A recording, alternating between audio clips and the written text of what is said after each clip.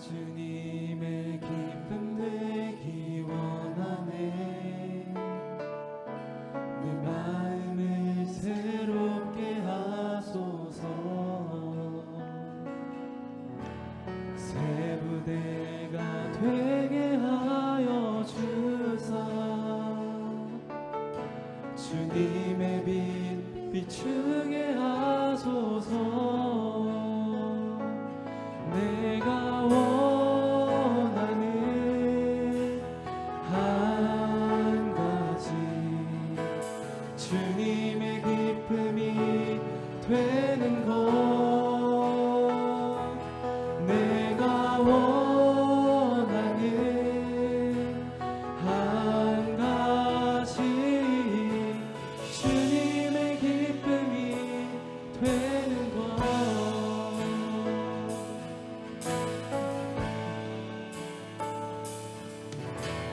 겸손히 내 마음 드립니다. 나의 모든 것 받으소서. 나의 맘 깨끗게 씻어주사.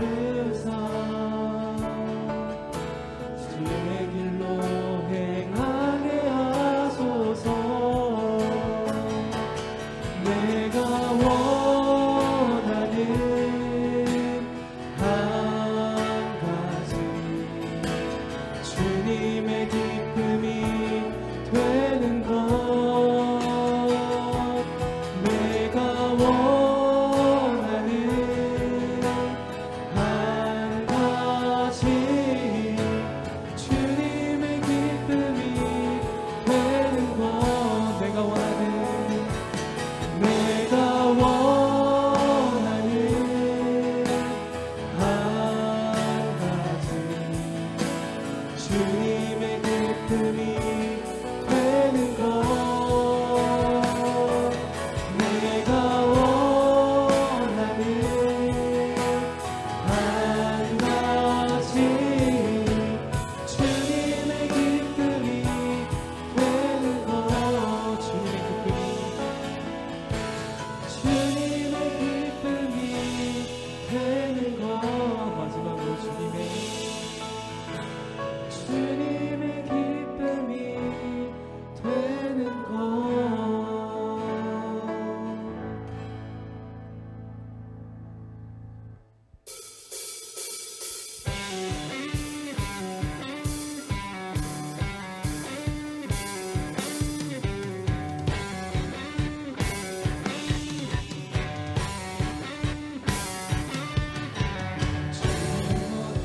날 생각하시는지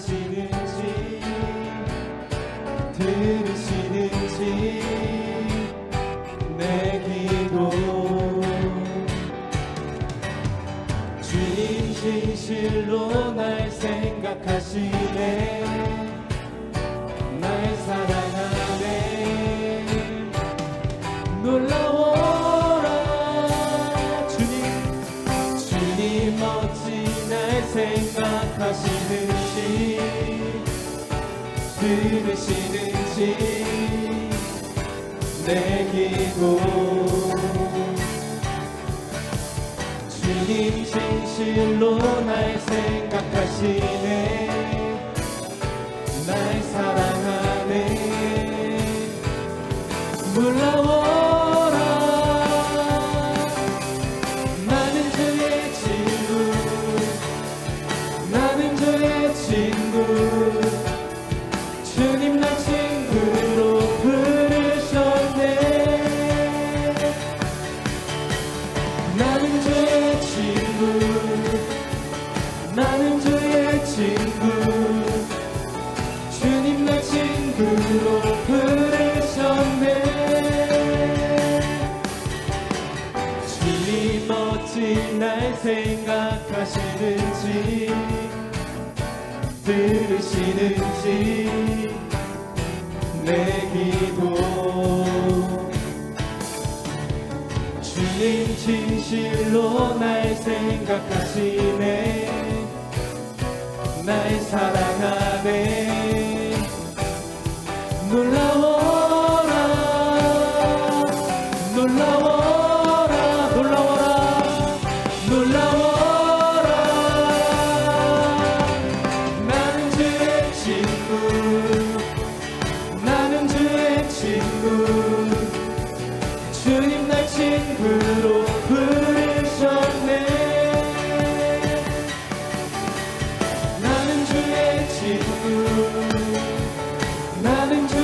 친구 주님 날 친구로 부르셨네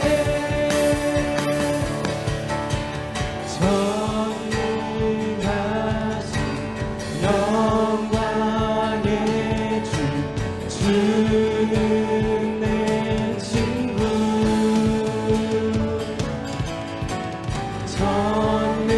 전능하신 영광의 주 주는 내 친구 목소리를 높여 찬양합시다. 전능하신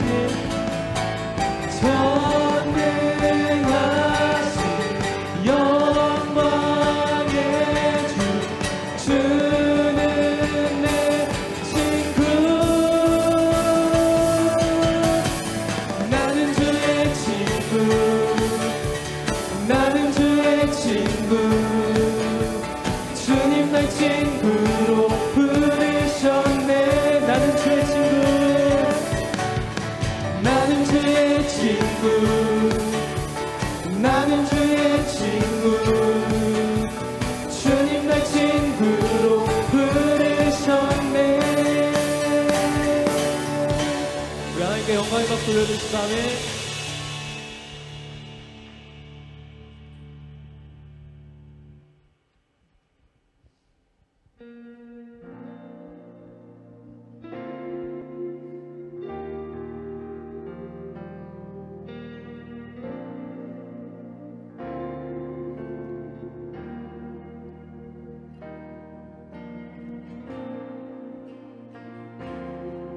우리 충분한 은혜 주신 하나님을 생각하시면서 찬양하도록 하시겠습니다.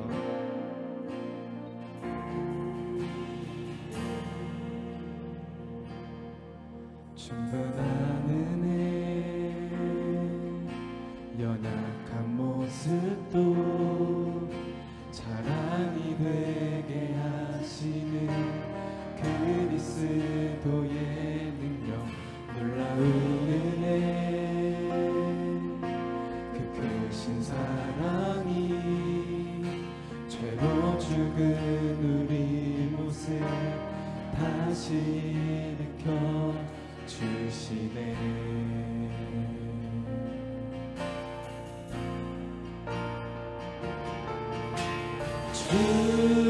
주의 은혜 말로 다 담을 수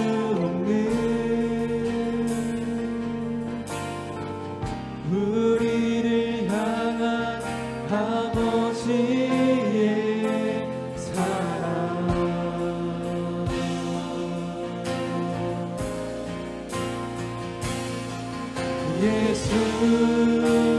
예수의 이름 그 이름 찬양해 부족함 없는 충분한 주의 은혜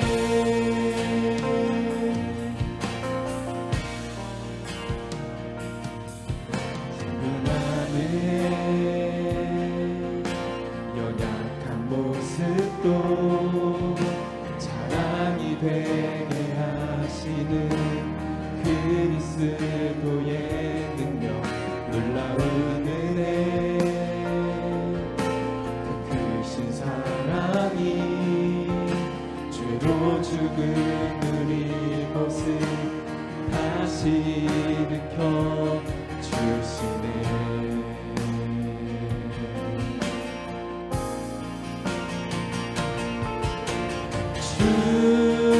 주의 은혜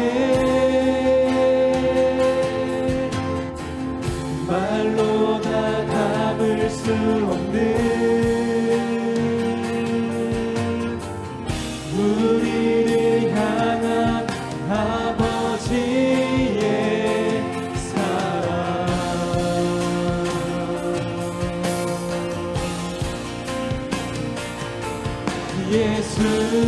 예수의 이름 그 이름 찬양해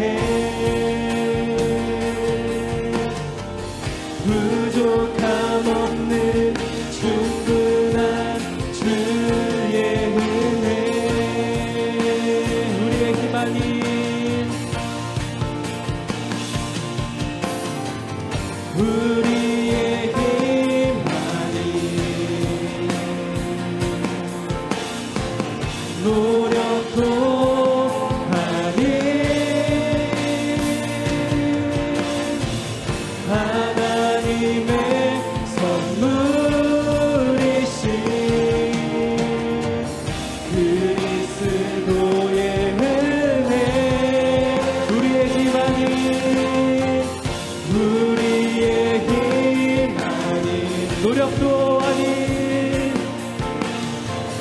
노력도 아닌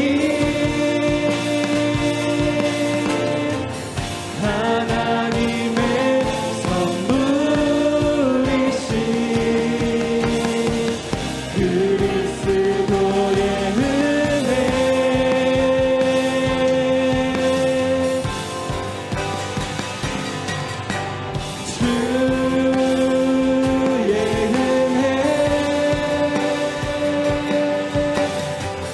말로 다 담을 수 없는 우리를 향한 아버지의 사랑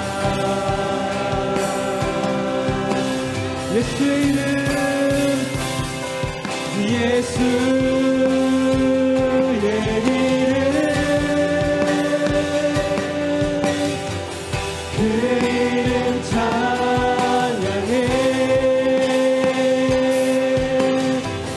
부족함 없는 충분한 주의 은혜 다시 한번 찬양합시다. 주의 은혜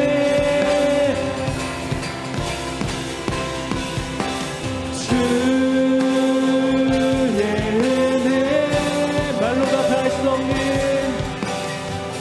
말로 다 닿을 수 없는 우리를 향한 아버지의 사랑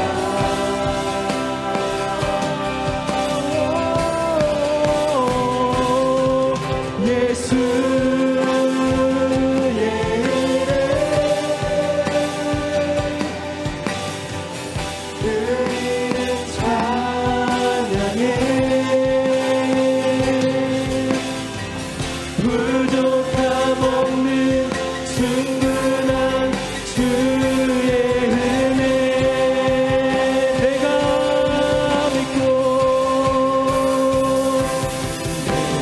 믿고 또 의지하는 내 모든 영광 사랑의 주님 돌보 아주실 것을 나는 확실히 아네 내가 믿고 또 의지하는 내 모든 형편 잘하는 주님 늘 돌보 아주실 것을 나는 확실히 아네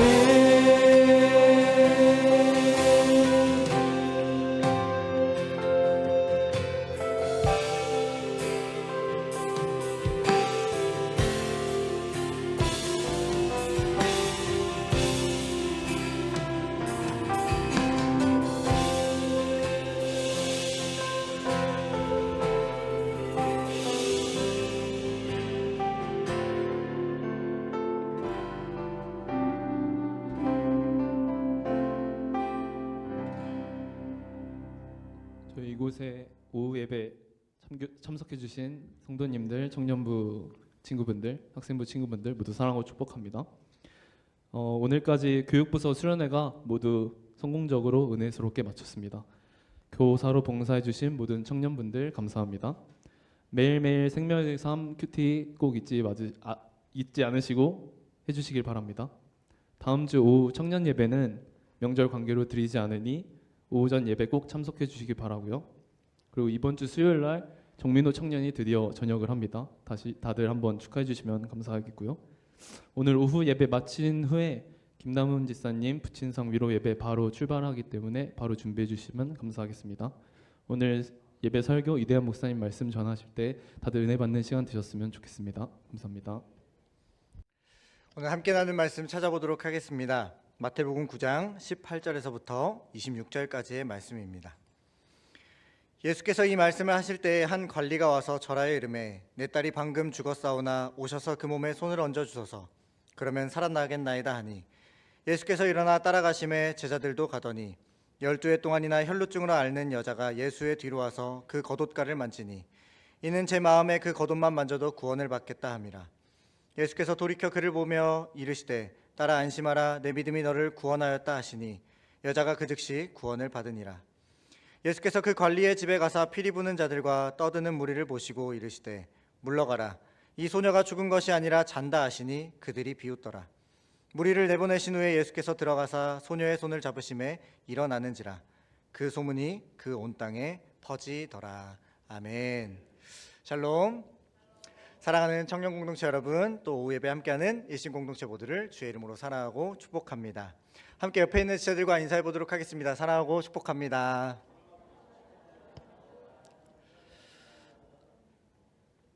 사실 오늘 설교의 제목도 저도 웃음의 인생 5월 비웃음의 인생이었고요. 준비했던 설교의 내용이 오전에 담임 목사님께서 해주신 내용들이 정말 많이 포함이 되어 있었습니다. 담임 목사님과 전혀 짠 적도 없고요. 얘기한 적도 없었는데 오늘 아침에 설교를 들으면서 상당히 놀랐었습니다. 그런데 정말 은혜롭게도 어제죠. 하나님이 저에게 다른 방향으로 마음을 주시고 묵상을 하게 해주셔서 설교의 내용을 조금 더 수정을 했었습니다. 정말 다행인 것 같습니다. 왜 이런 마음을 주셨는지 오늘 설교의 말씀을 들으면서 알겠더라고요. 또 이 말씀이 오늘 우리에게 필요한 말씀이 되기 때문에 하나님이 그렇게 방향을 또 주셨을 거라 믿습니다. 오늘 본문 바로 직전의 모습을 보면 세례 요한의 제자들이 세례 요한이 감옥에 잡혀가게 되고 예수님을 따르는 무리들에 합류하지 않은 채 자기들끼리 공동체를 이루다가 예수님께 나와서 질문을 하고 토론을 갖는 시간을 가지셨습니다. 이들의 질문은 9장 14절에 보면 우리는 바리새인들처럼 금식하지 않는데 당신과 당신 제자들은 왜 금식하지 않냐라면서 자기들이 지금 바리새인과 동급으로 나는 거룩하고 율법을 잘 지키는 자들, 그리고 예수님과 예수님의 제자들은 율법을 어기는 우리와 경쟁 대상자이면서 상당히 불만 섞인 이 불만을 예수님께 토로하는 장면이 기록되어져 있습니다.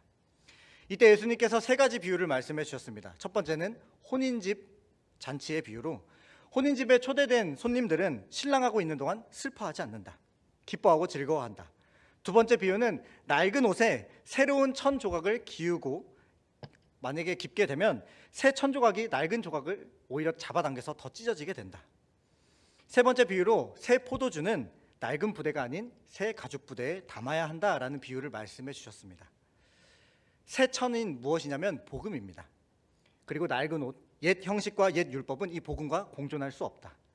생명력 있는 복음인 이 새 포도주는 낡은 부대인 율법과 형식주의에 담을 수 없다. 예수님과 함께 이 땅에 새 시대가 왔으니까 율법과 전통이 아니라 율법의 완성인 예수님으로 말미암아 너희들이 새 것이 되어야 한다. 형식적이고 종교적 관습에서 이제 벗어나 존재와 삶의 방식을 예수님으로 다시 새롭게 해라라는 말씀을 예수님이 비유의 말씀을 해주신 겁니다. 이 말씀은 질문을 했던 요한의 제자들 뿐만 아니라 율법의 틀에 갇혀서 예수님을 비난하고 정죄하던 서기관과 바리새인들을 향한 말씀이기도 했습니다. 이렇게 대화를 이어가시는 중에 한 관리가 와서 예수님 앞에 절하고 도움을 요청하는 장면이 바로 오늘 본문의 내용입니다. 오늘 본문 내용은 마가복음 5장과 누가복음 8장에도 동일하게 기록이 되어져 있는데 더 상세하게 기록이 되어져 있습니다. 그 복음서에는 이 관리가 회당장이고 그의 이름은 야이로라고 소개하고 있습니다. 회당장은 유대인들 중에 특별히 뽑힌 사람이었습니다. 오늘날로 말하면 교회의 실무를 모두 책임하고 있고요. 말씀을 가르치고 전하기도 했을 뿐만 아니라 유명한 랍비들을 회당에 모셔와서 말씀을 전하게 했던 사람, 또 마을에 발생하는 온갖 재판까지도 다 담당했던 사람이 바로 이 회당장, 종교 지도자였습니다. 당연히 많은 사람들의 선망의 대상, 존경의 대상이었겠죠. 그런데 대개 회당장이나 바리새인들은요, 99.999% 예수님에 대해 비판적이고 부정적이었습니다.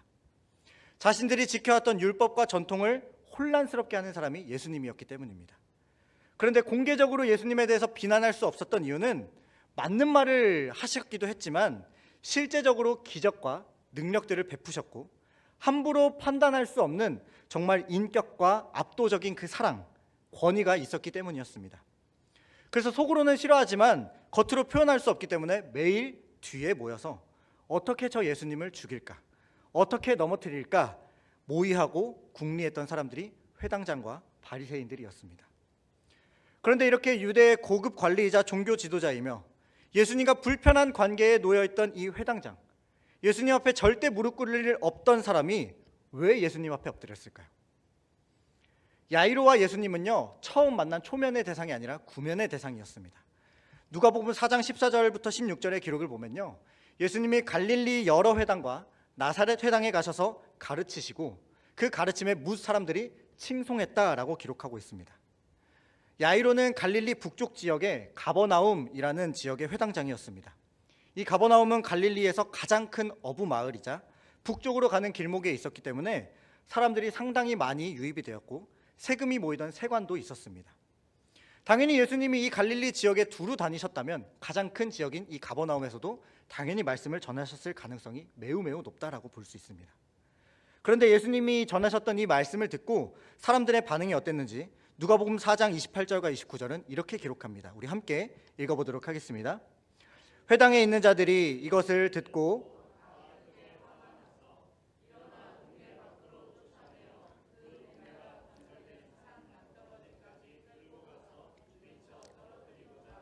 아멘. 야이로도 예수님에 대해서 상당히 적대적이고 낭떠러지까지 끌고 가서 예수님을 떨어뜨려 죽이려고 했던 사람 중에 하나였을 수도 있습니다. 그런데 이랬던 그가 30살 먹은 자칭 하나님의 아들, 율법의 기준들을 박살내고 사람들을 선동하고 다니는 사이비 교주와 같은 그 예수 앞에 무릎 꿇는다? 이건 말도 안 되는 일이었습니다. 그런데 단 한 가지 이유, 누가복음 8장 42절에서는요, 이 야이로의 12살 먹은 외동딸이 죽게 되었다라고 기록합니다. 자기가 사랑하는 딸이 죽게 되자 예수님 앞에 달려와서 무릎 꿇고 제발 고쳐달라라고 지금 간청한 겁니다. 사회적 지위나 여건상 좋은 의사에게 가봤을 거고요, 많은 치료다 약을 처방받아 봤을 겁니다. 전혀 나아짐이 없었고 병세가 악화되었음이 분명합니다. 그런데 갈릴리 지역에 다니시면서 병든 자들, 귀신 들린 자들을 고치시고 이 가버나움에서 중풍병자를 일으키시고 로마의 백부장의 하인들을 치료해 주셨던 그 소식을 당연히 회당장인 야이로가 들었겠죠. 그러니까 이제 예수님밖에 대안이 없었던 것입니다. 사랑하는 나의 딸 앞에, 생명 앞에 자존심이고 율법이고 나의 기득권이고는 다 고려할 대상이 아니라 예수님 앞에 엎드려서 제발 낫게만 해달라고 간청했던 겁니다. 결국 이 회당장의 고백은요, 딸의 죽음 앞에서 예수님 바로 제가 낡은 천입니다. 예수님 저의 인생이 바로 낡은 가죽부대였습니다라는 것을 인정했던 겁니다. 그리고 이 생명의 문제는 오직 새 천이시오, 새 포도주 되시는 예수 그리스도만이 해결해 주실 수 없기 때문에 제가 그 주님 앞에 엎드립니다. 도와주십시오. 간청했던 겁니다. 이에 예수님은 이 말을 들으시고 곧바로 일어나서 회당장의 집으로 향하십니다. 그런데 서두르고 빨리 가도 모자랄 마당에 예수님이 혈루증을 앓던 여인을 만나고 시간이 지체가 되죠. 이 여인은 12해 동안 혈루증을 앓았고 모든 재산을 가지고 치료를 받았음에도 나아지지 않았고 고통 중에 있었습니다. 이 여자도 분명히 예수님에 대한 소문을 들었고 저분의 옷자락이라도 만진다면 내 병이 나을 거라는 믿음으로 예수님의 옷자락을 만졌습니다. 레위기 15장에 보면 유출법에 대해서 기록하고 있는데 여성의 생리기간은 부정한 기간이다. 일주일이 지난 8일째에 정결 제사를 드려야만 부정에서 벗어난다라고 기록하고 있습니다. 그런데 생리기간이 아닌 중에도 피를 흘리게 되면 그 피가 그칠 때까지 부정한 사람이다라고 기록합니다. 즉 이 여인은요 12년 동안 부정함 속에서 살았던 여인이었습니다. 부정한 사람이 거룩한 사람을 만나거나 접촉하면 이 사람은 부정하게 되었습니다. 이 여인은 율법의 기준에서 가족도 친구도 사람들 근처에도 못 가고 마을 밖에 떨어져서 혼자 살아가던 부정한 여인이었습니다. 그런데 이 부정한 여인이 거룩한 예수님의 옷자락을 만졌을 때 어떻게 되었습니까? 부정함이 아니라 즉시 깨끗함, 완전함을 얻었습니다. 그리고 예수님은 그녀에게 따라 안심해라, 내 믿음이 너를 낫게 했다라고 말씀해 주심으로 그 인생을 위로해 주셨습니다. 정말 은혜로운 현장이죠. 그런데 여러분, 지금 상황이 어떤 상황입니까? 야이로는 애가 탑니다. 여인과 대화하는 시간, 여인을 치료해주고 예수님이 말씀하시는 그 시간, 그렇게 서 있는 이 시간이 미칠 것 같고 낭비하는 시간 같았습니다. 내 딸이 지금 죽어가는데 한시라도 빨리 우리 예수님이 가셔서 그 딸의 손을 만져주시고 일으켜 주셔야 되는데 예수님이 지체하시니까 속이 타들어가지 않았겠습니까? 마가복음 기록을 보면 이렇게 예수님이 얘기하고 있으실 때에 회당장의 집에서 사람들이 와서 딸이 죽었다라는 소식을 전해줍니다. 그럼에도 예수님은요, 그 말을 듣고 서둘러 야이로의 집에 가셨다, 발걸음을 재촉하셨다라는 성경의 기록이 어디에도 없습니다. 사랑하는 여러분, 우리 인생에 빨리 한시가 급하게 예수님께서 일해주시고 역사에 주셔야 할 때가 분명히 있지 않습니까? 기도의 응답 빨리 해주셨으면 좋겠는데 너무너무 더딘 것이 바로 우리들의 삶입니다. 대입과 취업의 시기, 빨리 합격의 여부를 좀 알려주셨으면 좋겠는데 우리 청년들 좋은 배우자 좀 빨리 만나게 돼서 아름다운 가정을 이루고 싶은데 너무 더디지 않습니까? 자녀와 부부의 관계 속에서, 일터와 사업장의 문제 속에서, 생사를 다투는 나의 건강의 문제 앞에서 침묵으로 일관하시고 응답을 지체하실 때가 얼마나 많은지요. 그런데 여러분, 이 긴 기다림의 시간은 사실 하나님도 우리를 기다려주시는 시간입니다. 하나님을 향한 내 믿음도 자라가야 하는 시간이고요, 사람의 방법이나 힘, 세상의 조건들이 아니라 오직 하나님만 바라보고 내 힘과 그 방법들을 뺄 수 있는 시간, 온전히 하나님만 바라보고 하나님만 믿을 수 있는 그 시간을 갖게 하기 위해 하나님은 오늘도 지체하고 계시는 걸 수도 있습니다. 야이로는 지금 급한 마음에 예수님을 빨리 집으로 모시고 가고 싶었죠. 아마 예수님보다 두세 걸음 정도 앞서서 빨리 걸으면서 계속 뒤에 따라오시는 예수님을 쳐다봤을 겁니다. 내 문제를 해결하기 위해 내가 앞장서고요, 예수님을 지금 끌고 가고 있는 상황입니다. 야이로는 분명히 예수님은 내 뒤에 따라오고 계시고 내 문제를 해결해 줄 거라 확신했는데 내 문제를 해결해 주시기 전에 다른 사람의 문제를 해결해 주셨던 겁니다.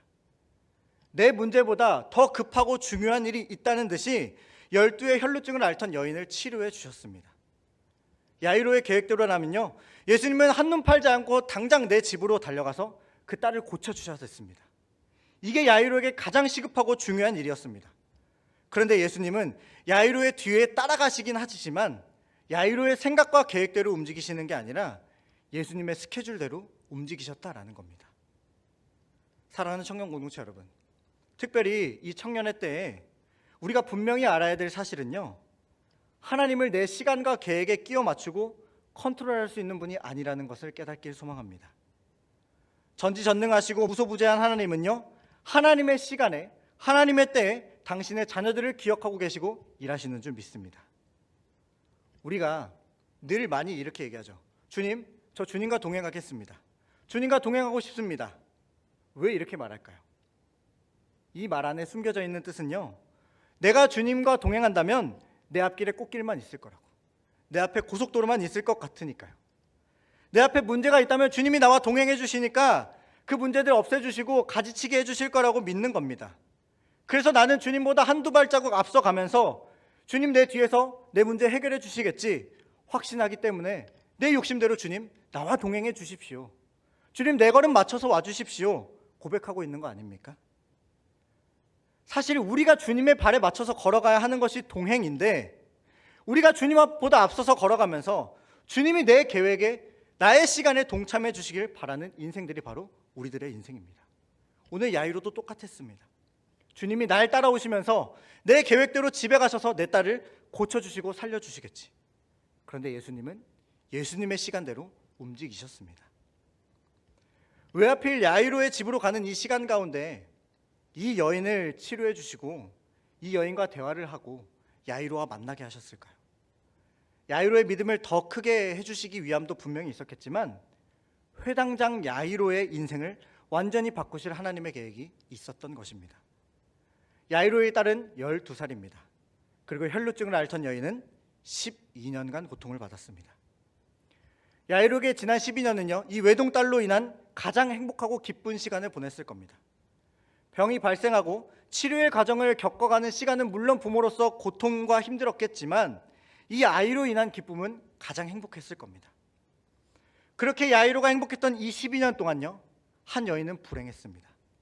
사회적으로 격리당했고 추방되었습니다. 이 여인은 12년 동안 회당에 가본 적이 없습니다. 단 한 번도 마음 놓고 목정 터져라 하나님을 부르짖고 찬양하고 예배드린 적이 없습니다.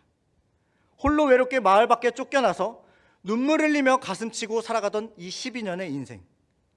야이로는 이 12년 동안 잘 갖춰진 회당에서 사람들의 존경과 사랑의 눈빛을 받으면서 행복함에 살았고, 이 동일한 시간 이 여인은 불행과 저주의 시간을 홀로 겪어왔습니다. 예수님은 오늘 이 야이로의 집으로 가시면서 이 두 세계, 정양극단에 있는 말도 안 되고 반대되는 이 세계를 마주하게 하신 겁니다. 지금 야이로는 자신이 가지고 있던 행복과 율법의 세계의 틀을 깨고 예수님 앞에 엎드렸습니다. 그런데 예수님은 이 엎드린 야이로에게 진짜 하나님의 나라, 진짜 복음이 무엇인지, 죄인을 위해 기꺼이 손을 내미시고 이 땅에 죽으러 오신 예수님의 사랑을 다시 한번 보여주셨던 겁니다. 닫혀 있었고 편협했던 그 야이로의 시선과 마음을 한 번 더 박살내시면서 새롭게 태어나야 한다, 새 포도주가 담을 수 있는 새 그릇이 되어야 한다라고 말씀해 주신 겁니다. 성경은 이 이후에 야이로에 대해 기록하고 있지 않습니다. 그런데 감히 상상하건대 야이로는 예수님 시대 유일하게 율법의 틀을 깨고 복음을 받아들이고 실천했던 유일한 회당장이 되었을 거라 저는 확신합니다. 아마 우리가 천국에 간다면 그 곁에 함께 하나님을 찬양하고 있을 줄 믿습니다.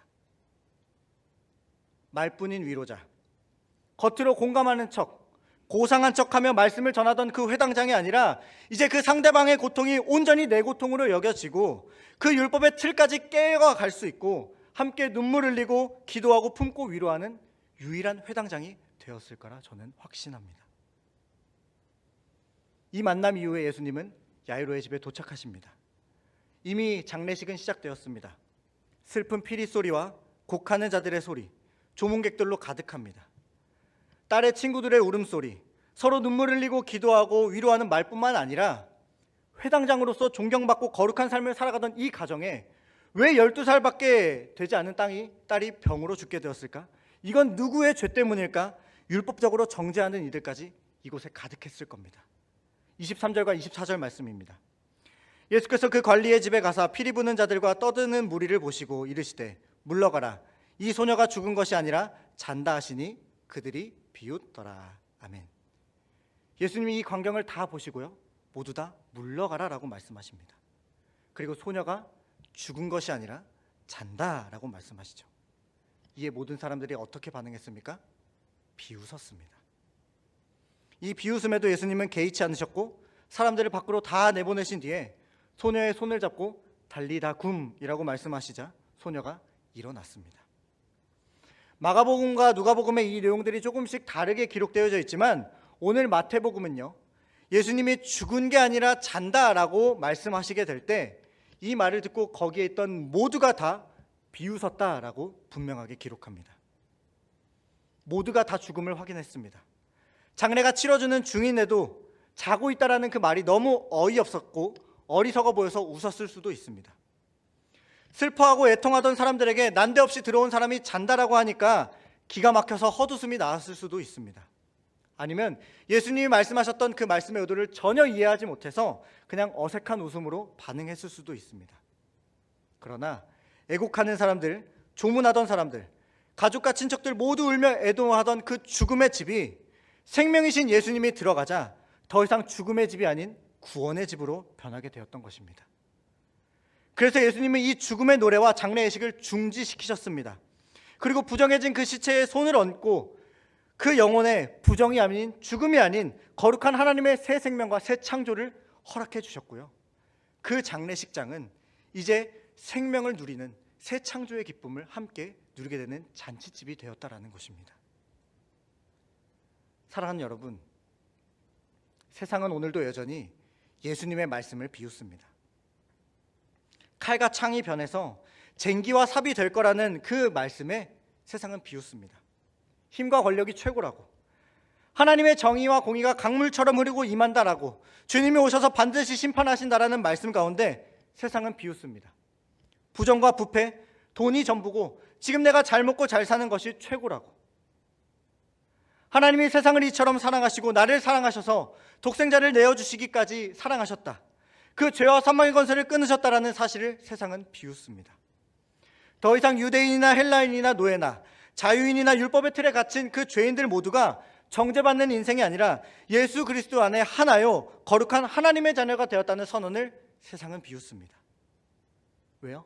우리는 정죄의 대상이 필요하고 계급과 등급을 나눠서 사람들을 평가하고 내가 그보다 더 높이 올라가야 하기 때문이니까요. 죽음으로 가득한 세상 속에 내가 부활이요 생명이라고 말씀하신 예수 그리스도의 복음을 하찮게 여기고 비웃습니다. 그 인생 내가 하고 싶은 대로 살아가고 즐기다가 내가 원하는 때에 갈 거라고요. 십자가 은혜는 나와 전혀 상관없고 무가치하다면서 세상이 불러오는 소동과 소란 가운데 흥청거리고 피리를 불며 복음의 소리를 묻어버리고 예수님의 말씀을 농담으로 치부하며 비웃고 있는 이때에 오늘도 예수님은 이 죽음의 집안으로 생명을 가지고 들어오시는 줄 믿습니다.